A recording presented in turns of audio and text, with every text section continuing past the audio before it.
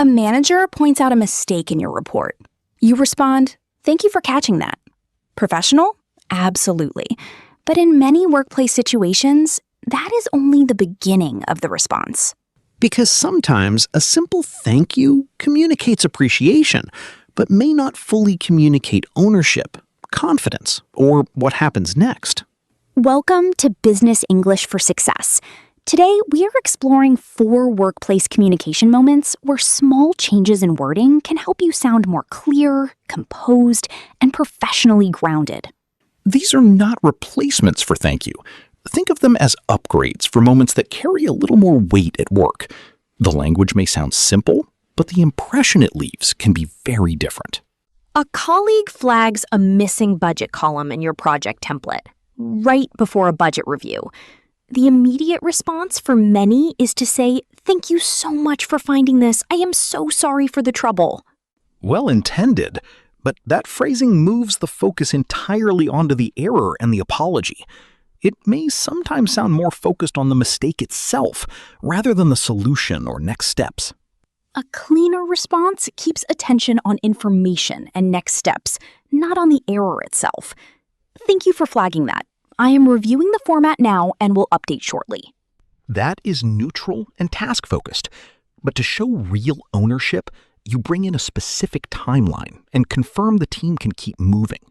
Now let's hear how that conversation might sound between Emma and Mark.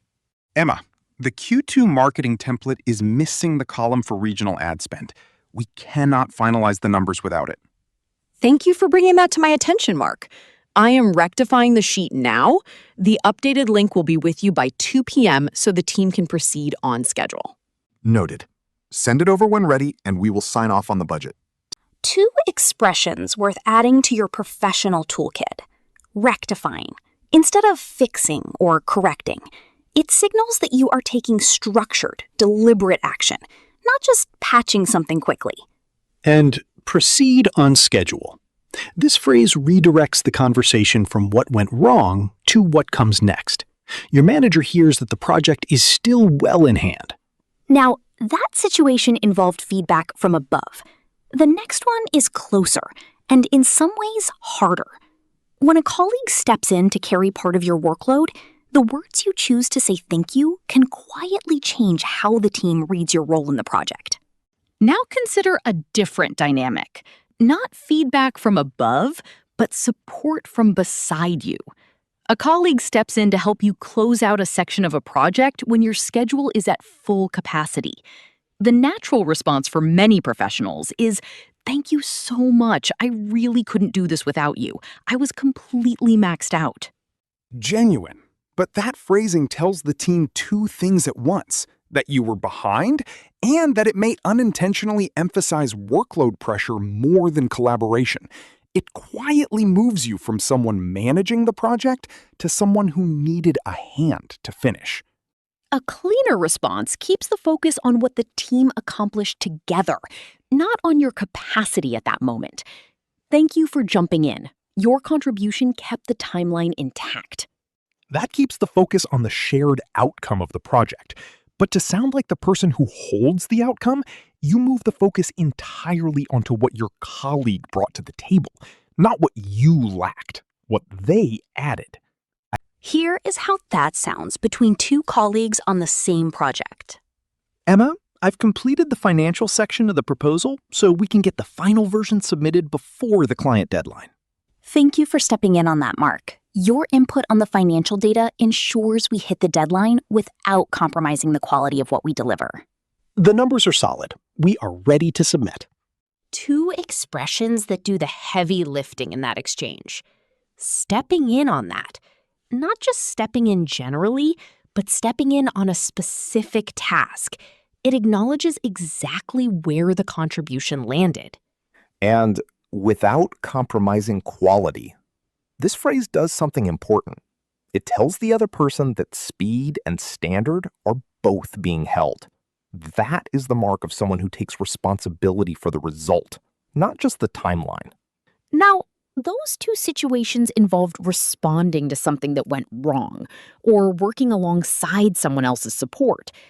But what happens when everything goes right? and your manager walks over to tell you directly. That moment catches many professionals off guard. There is a third situation, and for many professionals, especially those from cultures where modesty is deeply valued, this one feels the most uncomfortable. Your director walks over after a client pitch and tells you directly, "That was excellent work." And the words that come out are, "Oh, thank you, it was nothing. I just got lucky." It feels humble. In many settings, it is humble. But in an international workplace, that response can be read very differently.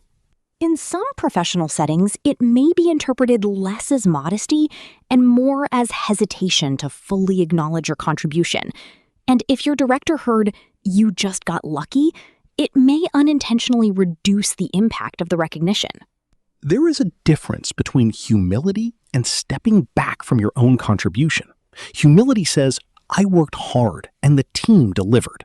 Stepping back says, "I am not sure I can do this again." A cleaner professional response accepts the recognition and names what made it work. "Thank you. The team invested heavily in the data analysis, and it showed in how the client responded." That accepts the result with confidence without overstating your role. But you can take it one step further. Connect the outcome to what comes next. Here is how that sounds between a director and a team lead. Emma, the client pitch you led this morning was outstanding. Your breakdown of the market data convinced them to move forward with the contract. Thank you for the recognition, Mark. The team put real care into that analysis.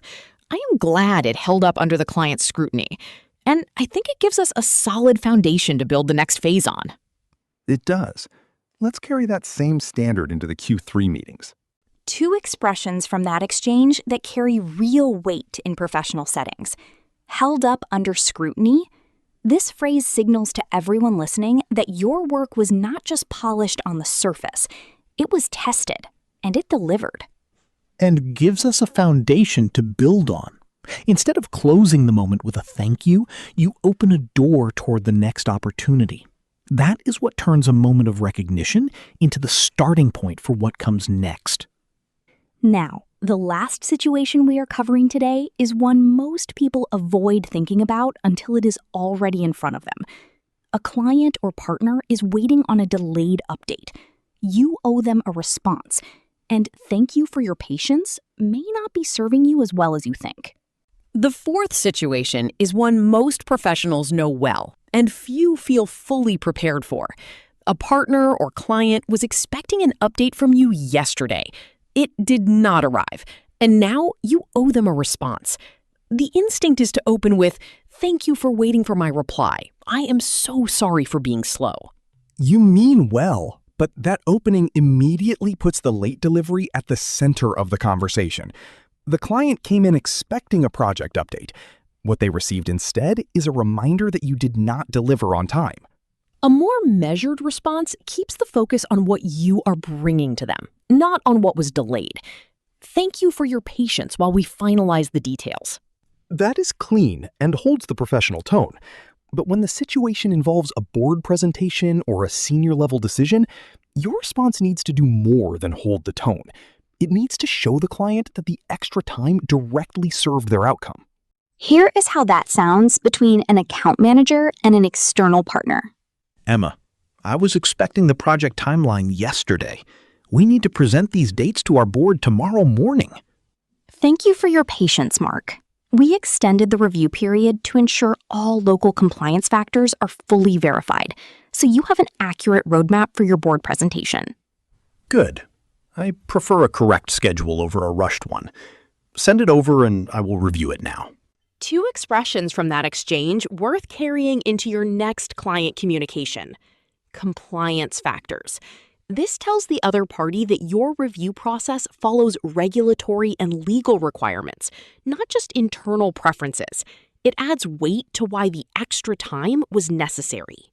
And accurate roadmap. In client communication, this phrase signals that what you are delivering is not an estimate. It is a verified, dependable plan they can present with confidence. You can use this in emails, reports, and briefings alike.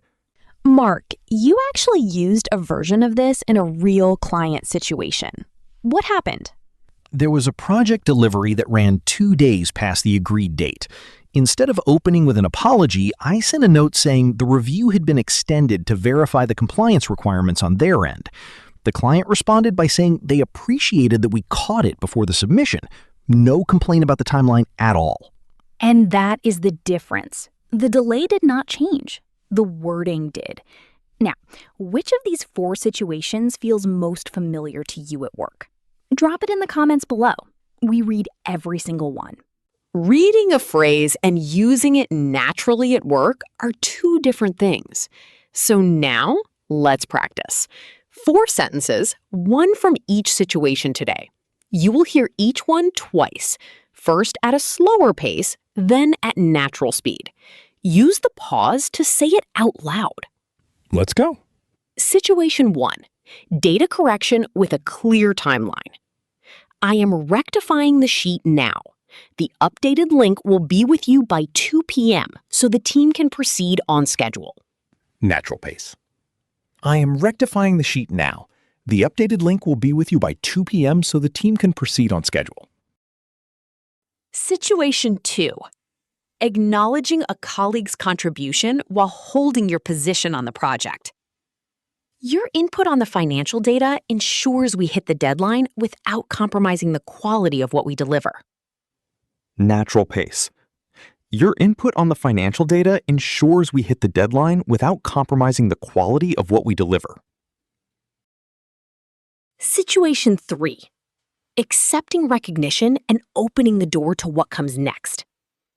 I am glad it held up under the client's scrutiny, and I think it gives us a solid foundation to build the next phase on. Natural pace. I am glad it held up under the client's scrutiny, and I think it gives us a solid foundation to build the next phase on. Situation 4. Responding to a delayed update with a reason that serves the client's outcome. We extended the review period to ensure all local compliance factors are fully verified, so you have an accurate roadmap for your board presentation. Natural pace. We extended the review period to ensure all local compliance factors are fully verified, so you have an accurate roadmap for your board presentation. Those are the 4. Run through them again on your own until the words feel like a natural part of how you communicate at work. Here is something worth sitting with.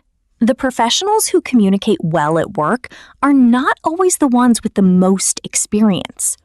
They're the ones who have learned that every response is a small decision, and that those small decisions made consistently over time shape how the people around you come to understand what you are capable of. Words are not decoration. They are data. And the people in the room are always reading them. If today gave you even one phrase you will actually use this week, that is enough. Drop a comment below telling us which of the 4 situations feels closest to where you are right now at work. We read every one. Subscribe, and we will be here when you are ready for the next one. Until then, communicate well. Take care.